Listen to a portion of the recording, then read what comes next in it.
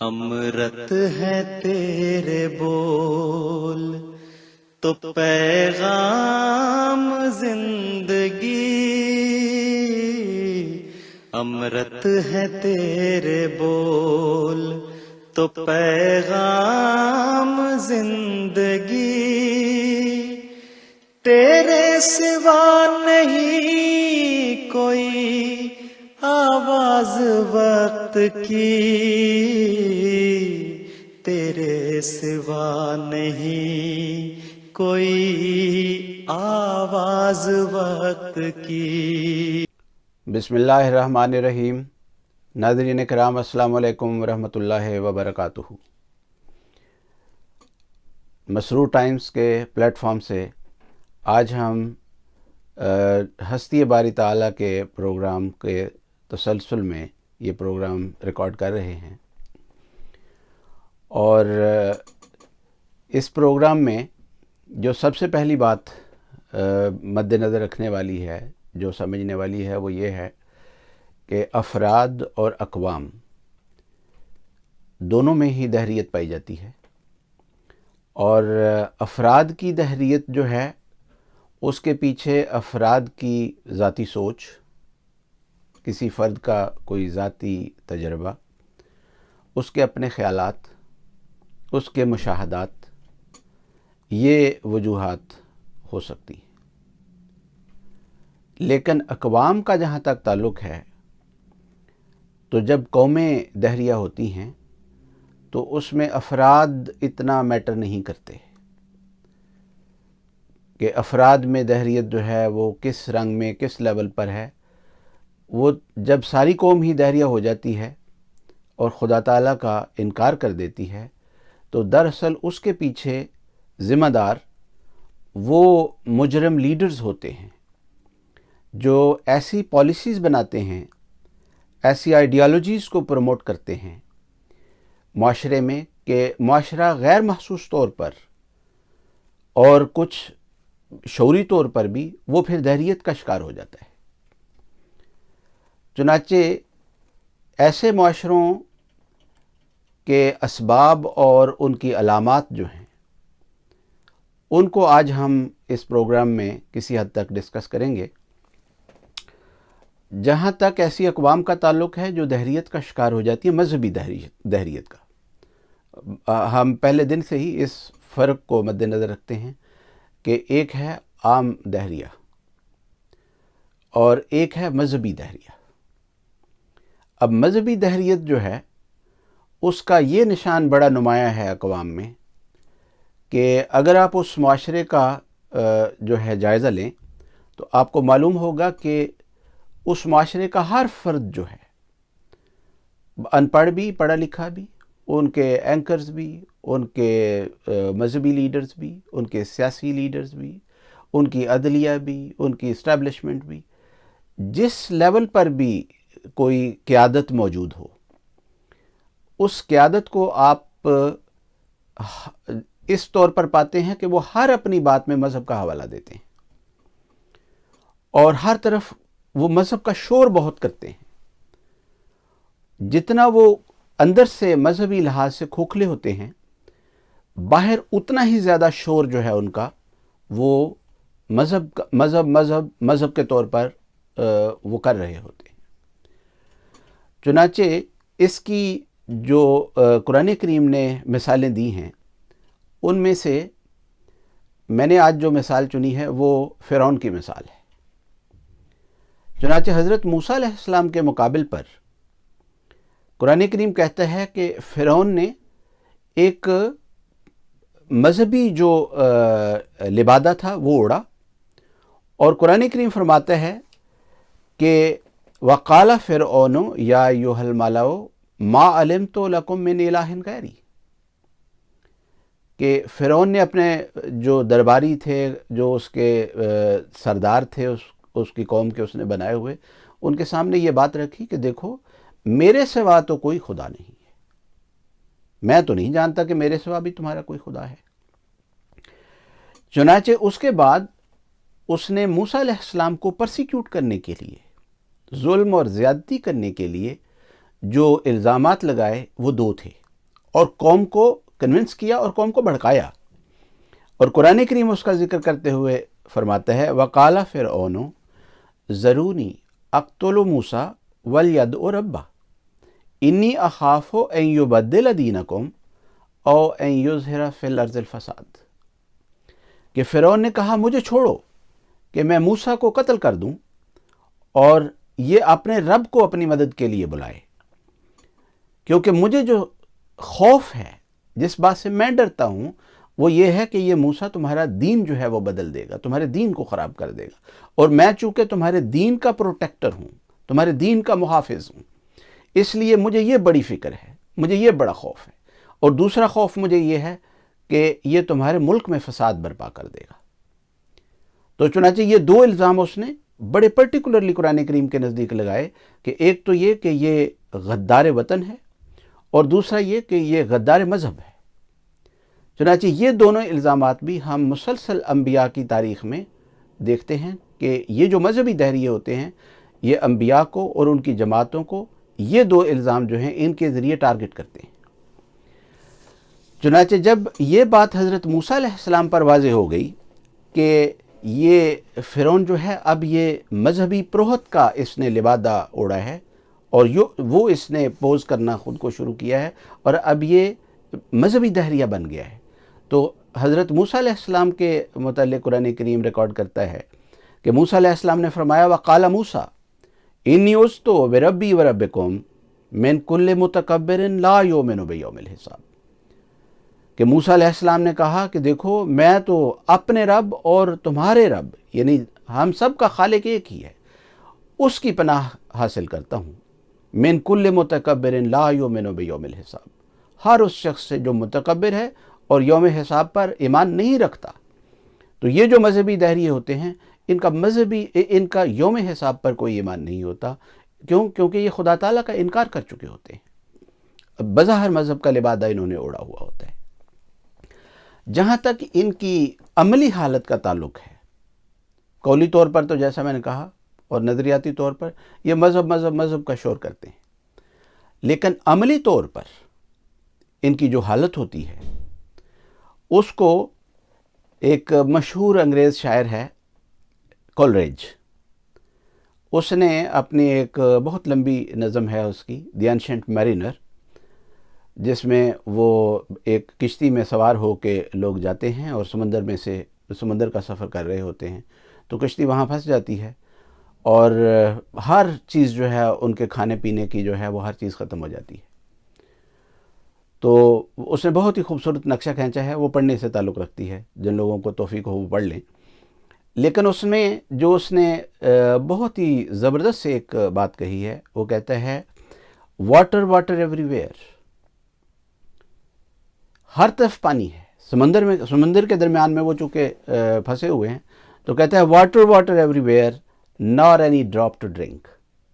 سمندر کا پانی چونکہ کھارا ہوتا ہے، نمکین ہوتا ہے، وہ پینے کے قابل نہیں ہوتا اس طرح. تو وہ کہتا ہے ہر طرف پانی ہے، لیکن بدقسمتی یہ ہے کہ اس میں سے ایک قطرہ جو ہے وہ بھی پینے کے قابل نہیں. تو مذہب کا شور ہر طرف ہوتا ہے، کوئی پارٹیسپینٹ بھی، کوئی اینکر بھی وہ بسم اللہ الرحمن الرحیم پڑھے بغیر، درود شریف پڑھے بغیر اور یہ باتیں کیے بغیر وہ اپنی بات کو شروع ہی نہیں کرتا. تو اس طور پر جب مذہبی دہریت جو ہے وہ پھیلتی ہے تو اس کا حال ایسا ہی ہوتا ہے کہ جیسے کوئی پرندہ جو ہے وہ اپنے گھونسلے سے اس طور پر اڑ جائے اور اس گھونسلے کو خیر باد کہہ دے کہ پھر اس نے کبھی اس میں واپس لوٹ کر نہیں آنا ہوتا. ہمیں اردو شاعری میں بھی اس مضمون کو کہ جب کسی کے قول میں اور فعل میں تضاد ہو اور یہ حالت پہنچ جائے تو اس کا ایک بہت ہی اچھا جو ہے وہ شعری زبان میں ایک شاعر ہیں حیدر علی آتش، انہوں نے اس مضمون کو بیان کیا ہے. وہ کہتے ہیں بڑا شور سنتے تھے پہلو میں دل کا، بڑا شور سنتے تھے پہلو میں دل کا، جو چیرا تو ایک قطرہ خون نہ نکلا. آپ ایسے معاشرے کا تجزیہ کر کے دیکھ لیں جو مذہبی طور پر دہریہ ہو چکا ہوتا ہے. دودھ والا جو ہے وہ دودھ خالص نہیں دے رہا ہوتا، سبزی والا سبزی ٹھیک نہیں دے رہا ہوتا، گلی ہوئی سبزی ڈال کے دے رہا ہوتا ہے. بازار میں چلے جائیں کوئی چیز آپ کو خالص نہیں ملتی، لیکن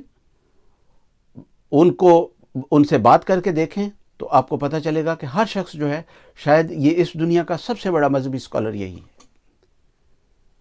تو یہ جو حالت ہوتی ہے یہ عملی اور قولی، ان کی جو علمی یا قولی حالت اور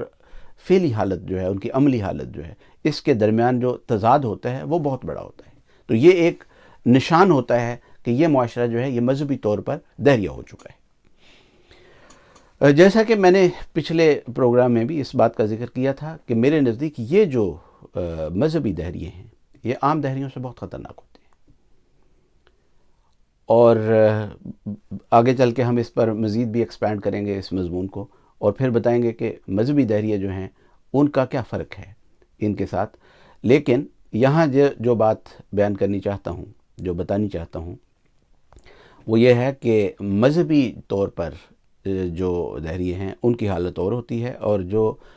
لوگ عام طور پر دہریہ ہو جاتے ہیں ان کی حالت اور ہوتی ہے. حضرت مسلم موعود رضی اللہ عنہ نے ان دونوں باتوں کو اس طور پر بیان فرمایا عقل کو دین پہ حاکم نہ بناؤ ہرگز، یہ تو خود اندھی ہے گر نیر الہام نہ ہو. کہ جو وہ لوگ جو عام دہریے ہوتے ہیں وہ عقل کو صرف جو ہے وہ استعمال کرتے ہیں،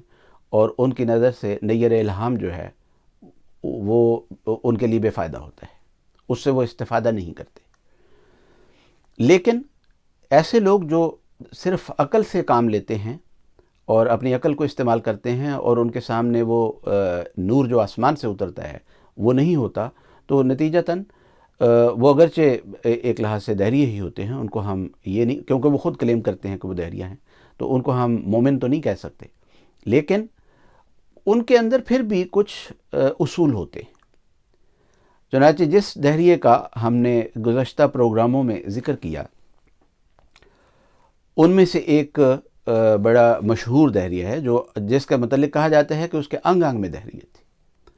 اس کی ہر رگ و ریشے میں دہریت نے سرایت کیا ہوا تھا، اور وہ شیلی تھا جو مشہور شاعر گزرا ہے. تو شیلی جو ہے اس نے جو مضمون لکھا دی نیسیسٹی آف ایتھیزم، اس سے پہلے اس نے ایک ایڈورٹیزمنٹ جو ہے اس کے اوپر شائع کی ہے، اور وہ پڑھنے سے تعلق رکھتی ہے. میں وہ 2-3 لائنیں ہیں تو انگلش میں، اس کا میں ترجمہ بھی کسی حد تک کر دوں گا، تو وہ پڑھ کے سنانا چاہتا ہوں کہ وہ کیا کہتا ہے. مذہب تو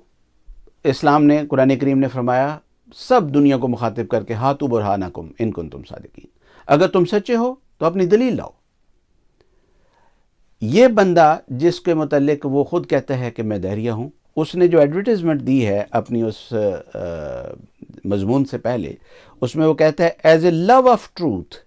از the only motive which actuates the author of this little tract. کہ یہ جو میں چھوٹا سا مضمون لکھ رہا ہوں، اس کے پیچھے جو میرا محرک ہے، جو موٹیو ہے، وہ صرف یہ ہے کہ مجھے سچائی سے محبت ہے، میں سچائی کی تلاش میں ہوں. He earnestly entreats that those of his readers who may discover any deficiency in his reasoning، وہ بڑی زور سے یہ التجا کرتا ہے کہ وہ لوگ جو اس کی اس ریزننگ میں، اس کی اس لاجک میں، منطق میں اس کی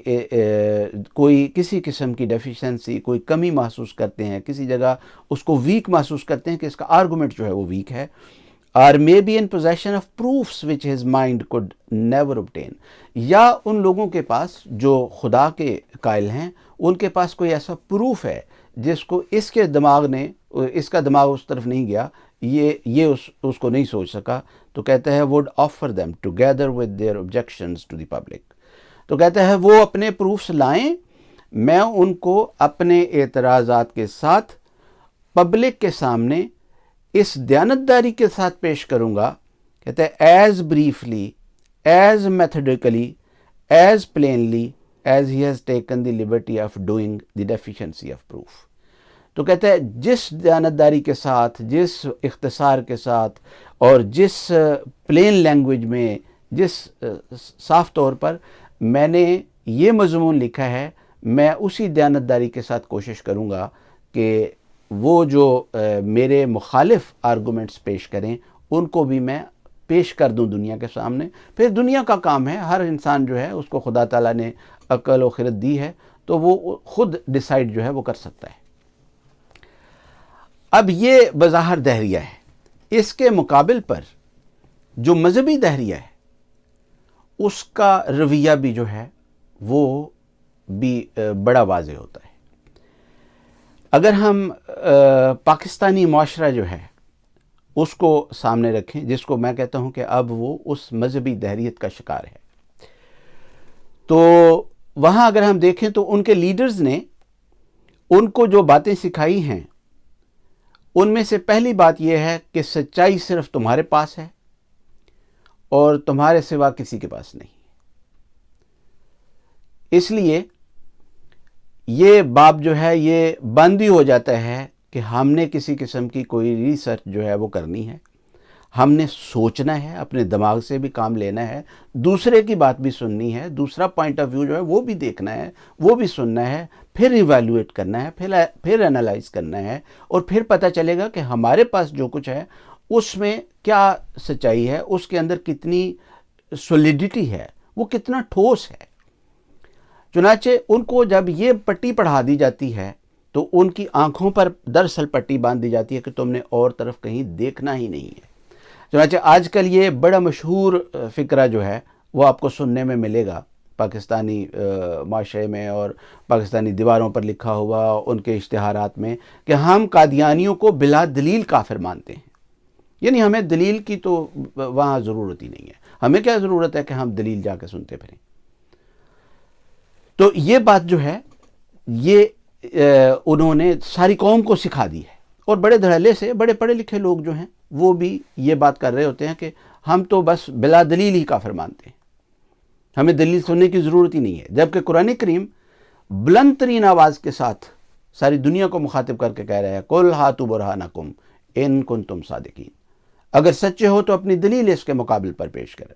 اور فرمایا وَلِيَهْلِكَ مَنْ هَلَكَ عَن بَيِّنَةٍ، وہ جو دلیل کے ساتھ مر گیا ہے وہ مر جائے، وہ ہلاک ہو جائے. اور وَلِيَحْيَىٰ مَنْ حَيَّ عَن بَيِّنَةٍ، اور جو دلیل کے ساتھ زندہ ہے وہ زندہ رہے. تو قرآن کریم دلیل کو اتنا وزن دیتا ہے، لیکن ان کے دلیل نزدیک یہ ہے، یہ جو مذہبی دہریت کا شکار ہوئے ہیں، کہ دلیل کی کیا اہمیت ہے، ہمیں دلیل کو سننے کی کیا ضرورت ہے. چنانچہ اس کے بعد ہم جو دوسرا اس کا اظہار جو ہے اس معاشرے میں وہ ہم دیکھتے ہیں کہ وہ کہتے ہیں کہ جب ہمارا عقیدہ یہ ہے کہ نبوت ختم ہو چکی ہے تو ہمیں کسی نبوت کے دعوے دار کے دعوے پر غور کرنے کی کیا ضرورت ہے، اس کو سننے کی کیا ضرورت ہے. اس لیے نہ اس دعوے کو سننے کی ضرورت ہے نہ اس پر غور کرنے کی ضرورت ہے. اور سو مچ سو کہ ایک مولوی صاحب جو سینیٹر ہیں پاکستان کی سینٹ میں،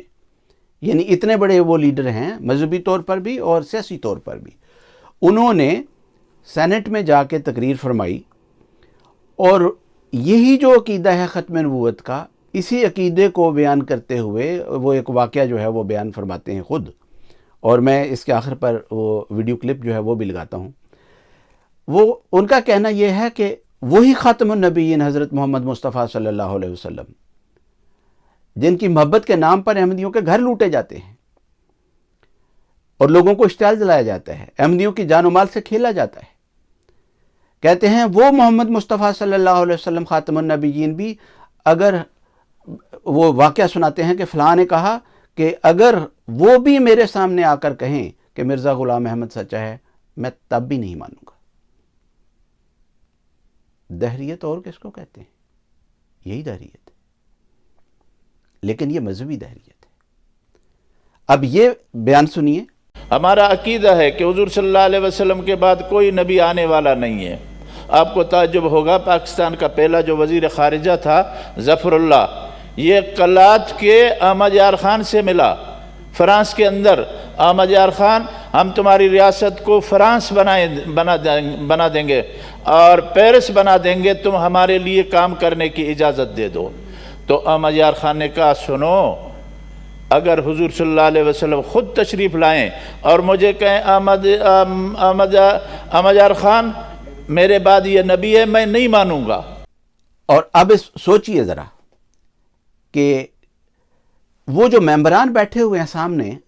جو صاحب سینٹ کے چیئرمین ہیں, جو باقی ممبران بیٹھے ہوئے ہیں جنہوں نے وہ تقریر سنی ہے,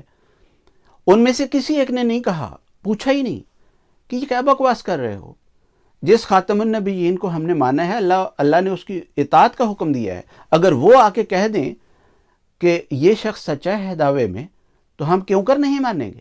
کسی ایک شخص نے بھی اس پر اعتراض نہیں کیا, کوئی نہیں بولا. پھر ممبران سینٹ تک ہی بات نہیں ہے,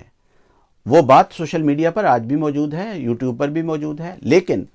آج تک میرے علم میں نہیں کہ کسی شخص نے, کسی مولوی نے, کسی سیاستدان نے, کسی عدلیہ کے ممبر نے, کسی اینکر نے, کسی شخص نے اس کو سن کے, اور بے شمار لوگوں نے اس کو سنا ہے, اس کو سن کے یہ کہا ہو کہ یہ محض بکواس ہے, ہم اس بات کو بالکل اپروو نہیں کرتے, انڈورس نہیں کرتے. اگر حضرت محمد مصطفیٰ صلی اللہ علیہ وسلم کی گواہی حضرت مرزا غلام احمد قادیانی علیہ السلام کے متعلق مل جائے تو ہمیں اور کیا چاہیے, ہم فوراً مان لیں گے. ایسا میں نے نہیں سنا. اگر کسی کان نے سنا ہو تو بتائیے گا. آج کے لیے اتنا ہی. السلام علیکم ورحمۃ اللہ وبرکاتہ.